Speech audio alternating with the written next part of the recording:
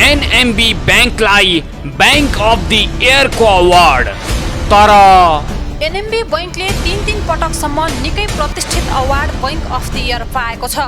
तर सोही बैंकका ग्राहकहरूले भने एउटा भाउचरको नक्कल प्रति लिँदा 500 रुपैयाँ लिएर बैंकले आफूहरूलाई ठगिरहेको बताइरहेका छन्। 3 पटक बैंक अफ द इयरको अवार्ड पाएको बैंकबाट के ग्राहक सन्तुष्ट छन्? धेरै पटक गयौँ तर पनि यो सुविधा चाहिँ दिन सकेको छैन। एनएमबीमा गएपछि चाहिँ नै यस्तो समस्या देखियो। कञ्चनलाई प्राप्ति गरेपछि बैंकको मोबाइल वालेटमा देखिएको समस्या महिना हुँदा पनि समाधान भएको छैन। उद्योग दोस्रो पक्षबाट तेस्रो पक्षमा नामसारी हुँदासम्म पनि बैंकलाई कुनै जानकारी छैन। दर्शकहरू, सन् 2017, सन् 2018 र सन् 2020मा गरी एनएमबी बैंक लिमिटेडले bank of the year award पाएको छ। The banker the financial times लन्डनले प्रदान गरेको यो अवार्ड यतिसम्म प्रतिष्ठित छ कि मानव नेपालमा कुन ब्याङ्क उत्कृष्ट छ भन्ने मापक नै यही अवार्ड हो। तर बैंक अफ द इयर 3 पटक पाएको एनएमबी बैंकले के आफ्ना ग्राहकको गुनासोहरूलाई सम्बोधन गर्न सकिरहेको छ त? यही गम्भीर प्रश्नको जवाफ खोज्न आजको कार्यक्रम प्रस्तुत गर्दैछौँ। यो बीचमा हामीलाई दर्शकहरूले थुप्रै एनएमबी बैंकका गुनासाहरू पठाउनु भएको छ र यसरी 3 पटक अवार्ड पाएको बैंकले यी कमजोरीहरू सुधार्नु पर्छ भन्ने सन्देश दिनका खातिर आजको अर्थ सरकार बोलिरहेछ। एनएमबी बैंक अर्थात् 3 पटक बैंक अफ द इयर पाएको नेपालको बैंक। एक विदेशी पत्रिकाले नेपालको उत्कृष्ट भनिदिएको यो बैंक आफ्ना ग्राहक, ऋणी, कर्मचारी र अन्य सरकारवालाहरूका लागि पनि उत्कृष्ट छ त भन्ने प्रश्न उठेको छ। यो प्रश्नको जवाफ खोज्दै जाँदा भेटिएका ग्राहकका गुनासा, ऋणीका पीडा, बैंकले गरेको बदमासी र सँगै अनेक खाले त्रुटिले फिल्डमा बैंक अवार्ड पाए जस्तै उत्कृष्ट छ त भन्ने कुरालाई धेरै शङ्काले घेरेको छ र केही उदाहरणहरूले सो शङ्का र ती तथ्यहरूलाई पुष्टि समेत गर्दै आएका छन्।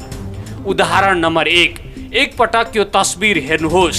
एनएमबी बैंकका एक ग्राहकले डिपोजिट भाउचरको नक्कल प्रति लिँदा पनि 500 रुपैयाँ लिएर बैंकले लुट मचाएको आक्रोश पोखेको फेसबुक पोस्टको स्क्रिनशट हो यो प्रतिनिधि उदाहरणले एनएमबी बैंकले कसरी ग्राहकसँग चर्को रकम असुल गरिरहेको छ भन्ने तथ्य देखाउँछ। एनएमबी बैंकले 3 पटकसम्म निकै प्रतिष्ठित award bank of the year पाएको छ। तर सोही बैंकका ग्राहकहरूले भने एउटा भाउचरको नक्कल प्रति लिँदा 500 रुपैयाँ लिएर बैंकले आफूहरूलाई ठगिरहेको बताइरहेका छन्। हुन पनि एउटा भाउचरको प्रति लिन 500 रुपैयाँ बैंकले लिनु अलि बढी नै भएन र? उदाहरण नम्बर 2, एनएमबी बैंकले प्राप्ति गरेको कञ्चन डेभलपमेन्ट बैंकका ग्राहकहरू अहिले बैंक एनएमबी भएसँगै अनेक सुविधाबाट विभिन्न बहानामा वञ्चित भएका छन्। मोबाइल वालेटबाट यी सेवा लोड नहुने समस्या छ भने सफ्टवेयरलाई दोष दिएर बैंकले आफ्ना ग्राहकहरूलाई दुःख दिइरहेको छ। महिनौं भयो यो समस्या समाधान हुन सकेको छैन। यसले बैंकको सेवा प्रदेशहरूमा कस्तो छ भन्ने स्पष्ट तस्बिर उतारेको छ। तपाईको नाम? रमेश चौधरी। घर चाहिँ यतै हो? हजुर। के छ तपाईको एनएमबीमा खाता छ? खाता चाहिँ छ। के छ अहिले एनएमबीको सुविधाको विषयमा धेरै कुराहरू उठिरहेको छ, गुनासोहरू धेरै सुनियो। हजुर। अहिले चाहिँ लगभग तपाईँको अहिले चाहिँ पहिला चाहिँ कञ्चन बैंक थियो यहाँ चाहिँ, अहिले चाहिँ त्यो मर्ज गरेर अहिले चाहिँ हजुरको एनएमबी बैंक आएको छ अहिले चाहिँ। तर एउटा चाहिँ यसमा चाहिँ प्रब्लम चाहिँ के छ सर भनेपछि हाम्रो चाहिँ यो मोबाइल ब्याङ्किङ भन्ने एउटा सेवा थियो, ई सेवा भन्ने थियो। त्यसमा चाहिँ पहिला चाहिँ डाइरेक्ट जाँदाखेरि त्यहाँ कञ्चन बैङ्कमा जाँदाखेरि डाइरेक्ट हाम्रो ई सेवामा चाहिँ पैसा आउने अनि ट्रान्सफर गर्ने यताउता सबै हुन्थ्यो। तर अहिले चाहिँ यो मर्ज गरेर एनएमबी बैङ्क आएपछि चाहिँ अहिले चाहिँ त्यो सुविधा चाहिँ अलिकति हामी त्यहाँको खातावाला भनौँ होइन, त्यसमा चाहिँ अहिले त्यो सुविधा चाहिँ दिन सकेको छैन। तर पनि हामी पनि त्यहाँ एनएमबी बैङ्कको मुख्य धनगढी शाखामा गएर पनि हामीले यो योजना यो प्रोग्राम किन यस्तो आएन भन्दाखेरि सोद्धाखेरि धेरै पटक गयौँ तर पनि यो सुविधा चाहिँ दिन सकेको छैन। उसो भए मर्जरले गर्दाखेरि तपाईँहरूलाई मर्का परेको हो त? हजुर। तपाईँको नाम? रमेश चौधरी। घर चाहिँ यतै हो? हजुर। के छ तपाईँको एनएमबीमा खाता छ? खाता चाहिँ छ। के छ अहिले एनएमबीको सुविधाको विषयमा धेरै कुराहरू उठिरहेको छ, गुनासोहरू धेरै सुनियो। हजुर। अहिले चाहिँ लगभग तपाईँको अहिले चाहिँ पहिला चाहिँ कञ्चन बैङ्क थियो यहाँ चाहिँ, अहिले चाहिँ त्यो मर्ज गरेर अहिले चाहिँ हजुरको एनएमबी बैङ्क आएको छ अहिले चाहिँ। तर एउटा चाहिँ यसमा चाहिँ प्रब्लम चाहिँ के छ सर भनेपछि हाम्रो चाहिँ यो मोबाइल ब्याङ्किङ भन्ने एउटा सेवा थियो, ई सेवा भन्ने थियो। त्यसमा चाहिँ पहिला चाहिँ डाइरेक्ट जाँदाखेरि त्यहाँ कञ्चन बैङ्कमा जाँदाखेरि डाइरेक्ट हाम्रो ई सेवामा चाहिँ पैसा आउने अनि ट्रान्सफर गर्ने यताउता सबै हुन्थ्यो। तर अहिले चाहिँ यो मर्ज गरेर एनएमबी बैङ्क आएपछि चाहिँ अहिले चाहिँ त्यो सुविधा चाहिँ अलिकति हामी त्यहाँको खातावाला भनौँ होइन, त्यसमा चाहिँ अहिले त्यो सुविधा चाहिँ दिन सकेको छैन। तर पनि हामी पनि त्यहाँ एनएमबी बैङ्कको मुख्य धनगढी शाखामा गएर पनि हामीले यो योजना यो प्रोग्राम किन यस्तो आएन भन्दाखेरि सोद्धाखेरि धेरै पटक गयौँ, तर पनि यो सुविधा चाहिँ दिन सकेको छैन। उसो भए मर्जरले गर्दाखेरि तपाईँहरूलाई मर्का परेको हो त? हजुर। कञ्चनलाई प्राप्ति गरेपछि बैङ्कको मोबाइल वालेटमा देखिएको समस्या महिने हुँदा पनि समाधान भएको छैन। यसले बैङ्कको सेवा कतिसम्म चुस्त छ र कुन हदसम्म सुस्त छ भन्ने प्रमाणित गरेन र? त्यसमा ई सेवा अपलोडमा भएको छैन। त्यो माथिबाट मर्जिङ भइसकेपछि समस्या नै छ।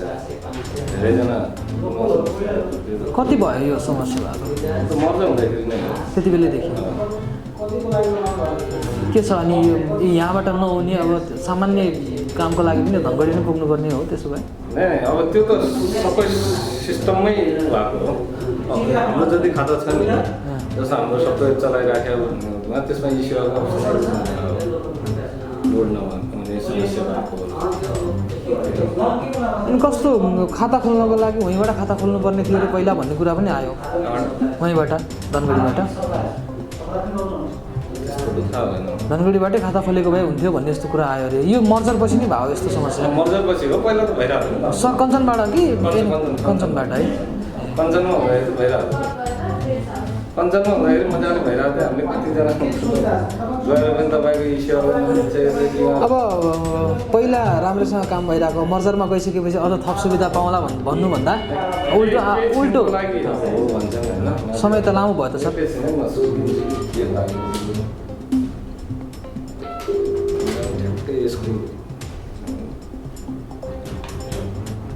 ई सेवामा यो अपलोड हुने भइसकेको छैन, कति दिन लाग्ने हो भनेन।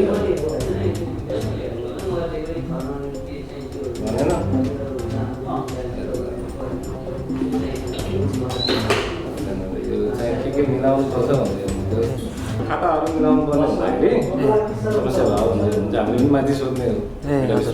हजुर हजुर। त्यहाँ सोध्नु होला नि, छुट्टै सरलाई थाहा हुन्छ कि डिटेल आउनु सठिक भएर आउँछ, कहिले अपडेट हुन्छ के हुन्छ उनीहरूलाई डिटेल थाहा। जनताले गुनासो गरेपछि बैङ्कले सम्बोधन गर्नुपर्छ। ग्राहक सन्तुष्ट भएपछि पो अवार्डको पनि मान रहन्छ त, किनकि अवार्ड सम्मान मात्र होइन, बरु थप जिम्मेवारी वहन गर्नको लागि बुझिनुपर्ने कडी पनि त हो नि, होइन र? उदाहरण नम्बर 3, तत्कालीन कञ्चन डेभलपमेन्ट ब्याङ्कलाई प्राप्ति गर्दा कञ्चनका केही कर्मचारीहरूलाई ब्याङ्कबाट निकाल्ने काम भयो। सो काम गर्दा तत्कालीन कञ्चनका सिइओ र अहिले ब्याङ्कका सुदूरपश्चिम प्रदेशका प्रमुख बिरुराम जैसीले एचआर प्रमुखको नाममा हस्ताक्षर गरेपछि ब्याङ्कमा कतिसम्म नन कम्प्लायन्स छ भन्ने तथ्य छताछुल्ल भएको छ। यो तथ्यले एकातर्फ ब्याङ्कले कर्मचारीमाथि व्यवहार कस्तो गर्दैछ वा गरेको छ भन्ने स्पष्ट पारेको छ भने अर्कोतर्फ ब्याङ्कमा कृत्य हस्ताक्षर पनि चल्दो रहेछ भन्ने पुष्टि भएको छ। उदाहरण नम्बर 4, तत्कालीन कञ्चनलाई प्राप्ति गरेको एनएमबी ब्याङ्कले तत्कालीन कञ्चनका पुराना शाखाहरूमा कञ्चन र एनएमबी एक आपसमा गाभिएर बनेको ब्याङ्क भनेर सैद्धान्तिक रूपमै गल्ती तथ्य लेखेको छ। खासमा यी दुवै ब्याङ्कहरू एक आपसमा मर्जर भएका नै होइनन्, बरु एनएमबी ब्याङ्कले कञ्चनलाई प्राप्ति गरेको हो। यसले पनि ब्याङ्क सूचना दिने मामलामा कुन तहमा छ भन्ने स्पष्ट पारेको छ। यस्ता थुप्रै उदाहरणहरू ब्याङ्कले सार्वजनिक रूपमा प्रकाशित गरेका विज्ञापन सामग्रीहरूमा पनि देखिएको छ। ब्याङ्कको ब्रान्डिङ डिपार्टमेन्टले गरेका कमी कमजोरीहरू हेर्ने हो भने ती लाज मर्दा मात्र छैनन्, हास्यास्पद पनि छन्।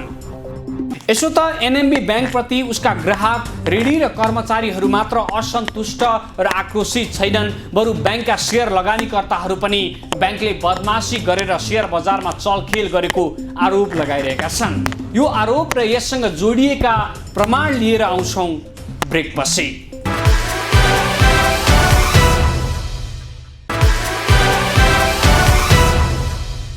ब्रेकपछि अर्थ सरोकारमा पुनः स्वागत छ र आजको कार्यक्रममा हामीले 3 पटकसम्म उत्कृष्ट बनेको ब्याङ्कले सुधार्नुपर्ने कमजोरीहरूका बारेमा बोलिरहेका छौँ। एनएमबी ब्याङ्कले प्रकाशन गरेको वित्तीय विवरणमा एकाएक अघिल्लो आर्थिक वर्षको सोही अवधिको नाफा नै गायब भएपछि सेयर लगानीकर्ताहरू अलमल्लमा परे। लगानीकर्ताहरूको प्रश्नलाई ब्याङ्कले केही तर्क दिएर त टार्यो, तर ब्याङ्कले देखाउनु पर्ने डिस्क्लोजर नदेखाएर सेयर बजारमा एनएमबीका केही उच्च अधिकारीहरूले चलखेल गर्न खोजेको आरोप लगानीकर्ताहरूले लगाएका छन् र तथ्यहरू यस्ता देखिएका छन् कि सो आरोपको पुष्टि नजिक ती तथ्यहरू पुगेका त होइनन् भन्ने प्रश्न समेत उब्जिएको छ। यो हेर्नुहोस्। एनएनबी बैंकले गलत वित्तीय विवरण सार्वजनिक गरेर जनताको आँखामा छारो हाल्ने दुष्प्रयास गरेको छ। ठुलो नाफा देखाएर जनताको आँखामा छारो हाल्ने र आफूले राम्रो गरेको जस पाउने बदनियत बोकेर बैंकले अघिल्लो वर्षका सूचकहरूमा ठुलो चलखेल गरेको पाइएपछि बैंकभित्र हुने गरेको बदमासी समेत छताछुल्ल भएको हो। बैंकले गरेको यस्तो बदमासीले बैंकले सार्वजनिक गरेको वित्तीय विवरणमा प्रश्न त उठाएको छ नै, पुरा बैंक प्रति नै जनताको विश्वास घट्ने संकेत समेत देखाएको छ। बैंकले नाफा बढाएको देखाएर जस पाउने नाममा आफ्नै खुट्टामा पञ्चरो हानेको विश्लेषण जानकारहरूले गरेका छन्। अर्कोतर्फ बैंकले अराजक शैलीमा लगानीकर्ताहरूलाई फसाउने काम गरेको भन्दै लगानीकर्ताहरू बैंक प्रति तीव्र असन्तुष्ट भएका छन्। एकपटक बैंकले अघिल्लो वर्षको पहिलो त्रैमासमा सार्वजनिक गरेको विवरण हेरौं। सो विवरणमा बैंकले पहिलो त्रैमासमा बैंकले खुद नाफा 81 करोड 51 लाख रुपैयाँ देखाएको छ। अब बैंकले सार्वजनिक गरेको वित्तीय विवरण हेरौं। सो विवरणमा बैंकले सो वर्षको सोही अवधिको खुद नाफा 27 करोड 18 लाख मात्रै देखाएको छ। यी दुवै विवरण बैंकको वेबसाइटमा प्रकाशित समेत छ। सामान्य व्यक्तिले समेत बुझ्ने तथ्यलाई लुकाउन खोजेर एनएनबीले लगानीकर्ताका अगाडि नाङ्गो नाच देखाएको छ। यसो त कुनै पनि विवरण गलत देखिएपछि अन्य सूचकहरूमा पनि आम जनता र लगानीकर्ता झुक्किने नै भए। बैंकले वार्षिकीकृत प्रति शेयर आम्दानीमा पनि जनता झुक्क्याएको छ। अघिल्लो वर्षको बैंकले सार्वजनिक गरेको विवरण हेर्ने हो भने अघिल्लो वर्षको पहिलो त्रैमासमा वार्षिकीकृत बैंकको प्रति शेयर आम्दानी 32 रुपैयाँ 51 पैसा छ। तर बैंकले गत वर्षको इपिएस 10 रुपैयाँ 84 पैसा मात्रै देखाएको छ भने यो वर्ष 20 रुपैयाँ 58 पैसा रहेको भन्दै झुटो आँकडा प्रस्तुत गर्दै जनता झुक्क्याउने दुष्प्रयास गरेको छ। यति मात्र होइन, बैंकले निक्षेप तथा कर्जा परिचालनको अवस्था लगायतका सूचकमा जनताको आँखामा छारो हाल्ने दुष्प्रयास गरेको छ। एनएमबी बैंकको बदमासी यतिमा मात्रै रोकिएको छैन, बैंकले सञ्चालन मुनाफामा समेत झुटको खेती गरेको छ। बैंकले अघिल्लो वर्ष सञ्चालन मुनाफा 40 करोड देखाएको थियो, जुन सरासर गलत छ। यो वर्ष बैंकले सो नाफा 1 अर्ब माथि पुगेको देखाएको छ। गलत विवरण देखाएर चलखेल गरेको बैंकले अघिल्लो वर्षको बैंकको रिटर्न अर्निङ 2 अर्ब 25 करोड रहेको देखाएको थियो, जबकि बैंकले प्रकाशित गरेको पछिल्लो विवरणमा भने सोही अवधिको रिटर्न अर्निङ 1 अर्ब 73 करोड रुपैयाँ मात्र रहेको देखाएको छ। गलत विवरण सार्वजनिक गर्दा शेयर बजारमा ठुलो चलखेल हुने गरेको छ। बैंकमा हुने यस्ता चलखेलले सोझा साझा लगानीकर्ताहरू फस्ने डर हुन्छ। तर एनएमबी लगायतकाको यस्तो बदमासीमा नियामक चुप लाग्ने प्रवृत्तिले जनताहरू फसेको फसै गर्ने र यस्तो काम गर्न पल्किएकाहरू अझ उत्साहित हुने देखिएको छ। यस विषयमा सम्बन्धित निकायको ध्यान जान जरुरी छ। यता कुनै एडजस्टमेन्टमा गडबड हुँदा यस्तो समस्या आएको बैंकको तर्क छ, तर यो कुराको डिस्क्लोजर भने बैंकले गरेको छैन। केही कुरा गडबड भए त्यसको डिस्क्लोजर नदेखाउनुलाई गलत कामको रूपमा लिइन्छ। त्यसकारण पनि बैंकले गरेको यो बदमासीको पराकाष्ठा हो भन्ने बुझाइ अधिकांशको छ। काम गर्दै जाँदा गल्ती हुनु अन्यथा नहोला, तर बैंक अफ द इयरको अवार्ड पाएको एनएमबी बैंकले देखाउनु पर्ने डिस्क्लोजर लुकाउनुलाई शेयर लगानीकर्ताहरूले कसरी बुझ्ने प्रश्न गम्भीर जरुर छ। र दर्शकहरू, अझ खास कुरा त के छ भने ब्याङ्कले गरेको यही एकाउन्टिङ ट्रिटमेन्ट गलत छ वा गलत थियो भनेर अर्थ सरकारले केही समय अघि नै प्रश्न उठाउँदा बैंकका फाइनान्स विभागका मृदुल पराजुली तपाईँ पत्रकार जान्ने कि म फाइनान्सको मान्छे जान्ने भनेर अर्थ सरकार कर्मीसँग कुर्लिएका थिए। अहिले उनी नै भनिरहेका छन् गल्ती भयो, सच्याएका छौँ। एनएमबी बैंकका कमजोरीका थप प्रसङ्ग जोड्नेछौँ विश्रामपछि।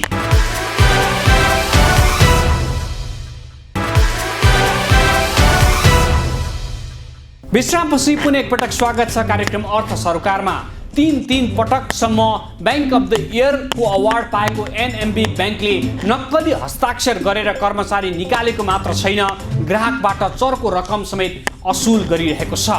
तत्कालीन कञ्चनलाई प्राप्ति गरेपछि बैंकका सेवा सुविधाहरू खस्किएका मात्र छैनन्, बैंकले केही सैद्धान्तिक गल्तीहरू समेत गरेर ग्राहकको आँखामा छारो हाल्ने दुष्प्रयास गरेको छ।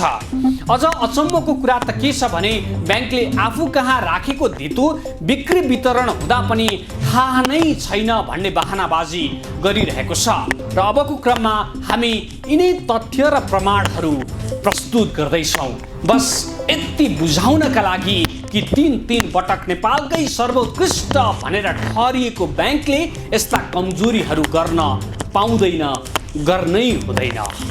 यो हेर्नुहोस्, एनएमबी बैंक जसले केही समय अगाडि मात्रै बैंक अफ द इयरको अवार्डबाट सम्मानित भएको छ र त्यही बैंकको गतिविधि र त्यही बैंकको लापरवाही र बदमाशीका कारणले गर्दा आज उक्त बैंकका लगानीकर्ता र उक्त बैंकका ऋणीहरूले कयौं पटक धेरै कुराहरू सोच्नुपर्ने अवस्था यति बेला सृजना भएको छ।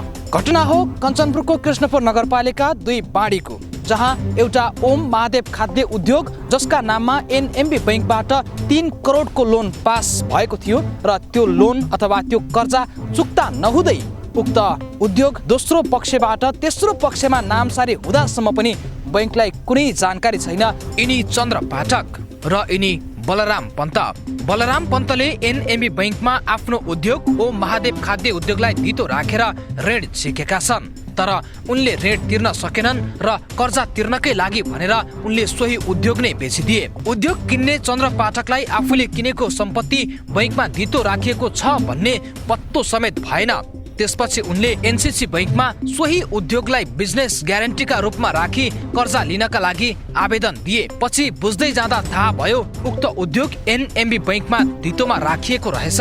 त्यसपछि उनले बलराम पन्त विरुद्ध मुद्दा हाले, जुन मुद्दा अहिले अदालतमा विचाराधीन छ। क्लियर कुरामा के भनिदिएको छ भन्दाखेरि दुवै पक्षको संयुक्त विवादित धान भनेको छ। तपाईँको धानमा दुवै पक्षको विवादित भएको हुनाले साधारण क्षेत्र अधिकारमा प्रवेश गरी आफ्नो हक दाबी गर्ने भनेर क्लियरली लेखेको छ।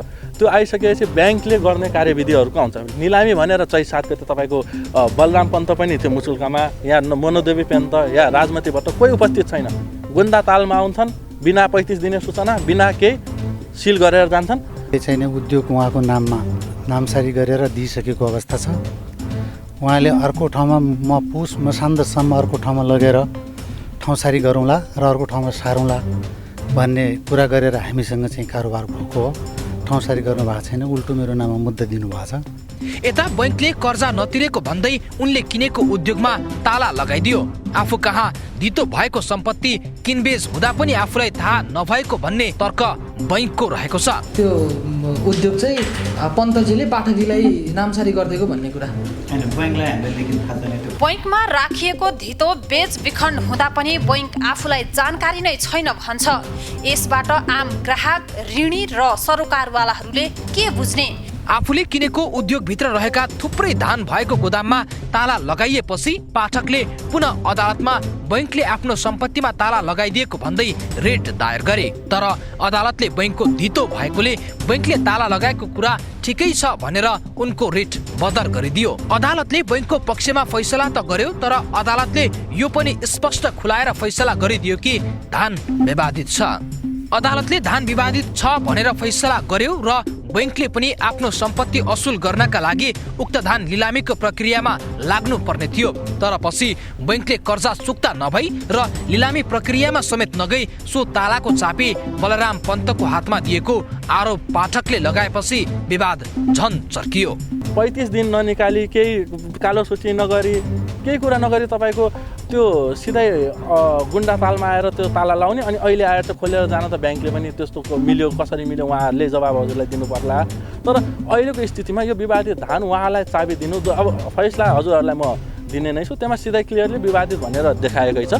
यता बलराम पन्त भनिरहेका छन्, मैले उद्योग बेचेको हो, उद्योगको धान बेचेको होइन। मेरो र बैंक बीचको कुरामा पाठकको सरोकार नै छैन, त्यसैले सो धान मेरै हो। गोदाममा भए चिज किने होइन नि, उसले उद्योग किने हो, कागज मात्रै किने त हो, उद्योग किने हो नि। माल त मेरो हो नि, मेरो माल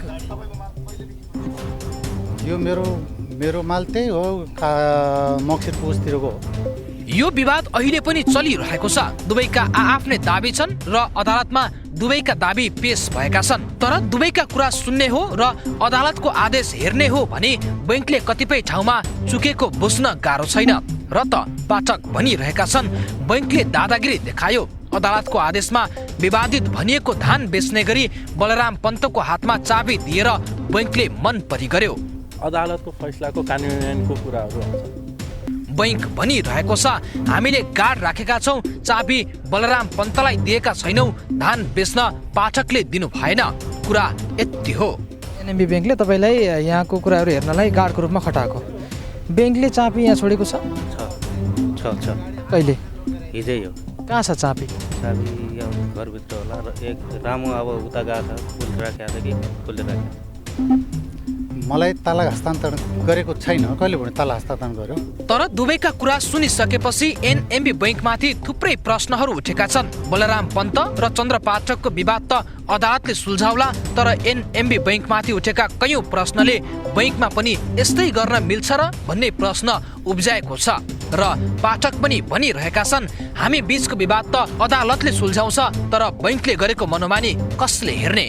आधा सम्पत्ति निलामीको लागि ताला लाउने, अरू धान तपाईँले हेर्दै हुनुहुन्छ यहाँनिर क्लियर रूपमा तौलिरहेछन्। ताला त उनीहरूले यस्तो गर्यो नि, अब धान बिक्री गरेको छ नि त, धान बिक्री गरे नि उनले, मेरो प्रोपर्टी असुल त गर्नु पऱ्यो नि, उनले आफ्नो जितो गरे होला, त्यो त बैंकसँग सोध्नुहोस्। बैंकका कुराहरू बैंकको कर्मचारीसँग गएर सोध्नुहोस् के हो भन्ने कुरा। एउटै मान्छेको ऋणी हो, फेरि ऋणी एउटै मान्छे छ। मेरो सम्पत्ति, मैले सञ्चालन गरेको सम्पत्ति मलाई दुःख दिनलाई त्यो चिज मात्र तपाईँको ताला लागेको छ। अनि ब्याङ्कले मिलोमतो छ भन्ने त क्लियरली यहाँ देखिरहेछ नि। तर बैंक आफूहरूले नियम अनुसार नै काम गरेको तर्क गर्छ। यस्तो छ, तपाईँले लिनुपर्ने भन्ने हुन्छ, कतिले व्यवहारिक रूपमा टाइम नहुन पनि सक्छ, तर नियमले तपाईँले भने 3 महिनामा यस्तो निरीक्षण गर्ने लिने भन्ने चाहिँ हुन्छ। तर लिनु भएन।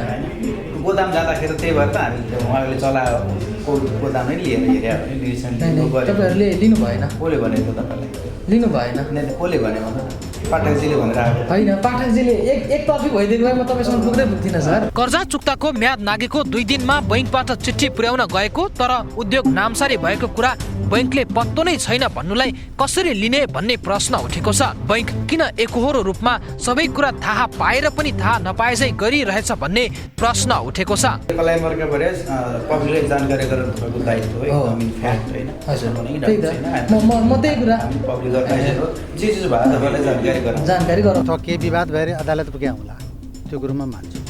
अदालतमा पुगिसकेपछि यिनले गाडीले मलाई पछाडिबाट किन लखेट्छ? 2 दिन मलाई मार्नु खोज्यो। त्यो गाडीमा 3 जना थिए, चेतराज भट्ट हो। यसमा विवाद मैले देखेकै छैन, लेखेको कहीँनिर लेखेको छैन। म पढ्दै भने पनि पढिदिन्छु।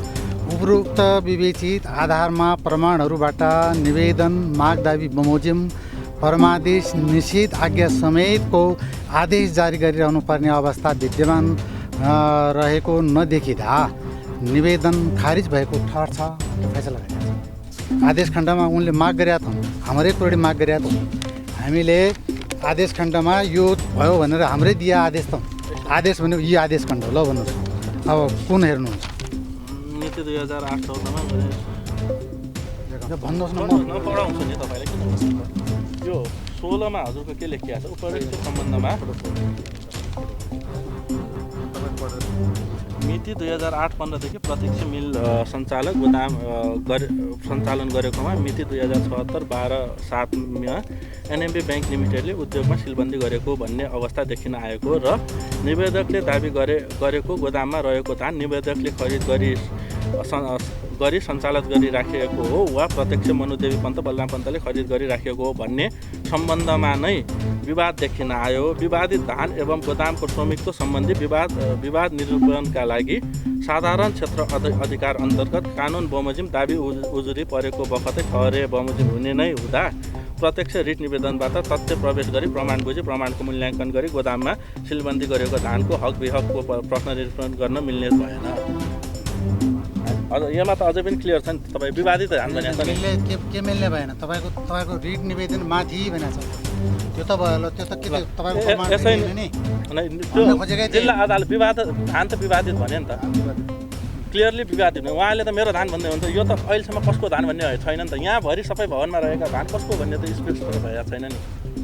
यो विवादित धानलाई ब्याङ्कले आएर एउटा पक्षलाई हस्तान्तरण गर्छ, त्यही नै हो फैसलाको। तपाईँको लास्टको पाना पर्ने, त्योभन्दा अघिल्लो पाना राम्रो पर्ने मुद्दाको त ठहर हुन्छ त। ठहर त हो। तपाईँको तपाईँ हामीले पेश गरेर अध्यादेश भने के हुनु भने तिनवटा पक्ष छ। तपाईँले बोलिसक्नु भएको हो। अध्यादेश भनेको के हो भने अध्यादेश भनेको बिचमा आदेश हुने। जे प्रमाणहरू हाम्रो मेरो दाबी गरे होला यिनले, त्यो दाबीको प्रमाणहरू यसरी पेश भए। सबै प्रमाणहरू पेश भए, माथिका सबै प्रमाणहरू हामीले पेश गऱ्यौँ, उनले पनि गरे, मैले पनि गरेँ। तब मुद्दाको ठहर के भयो?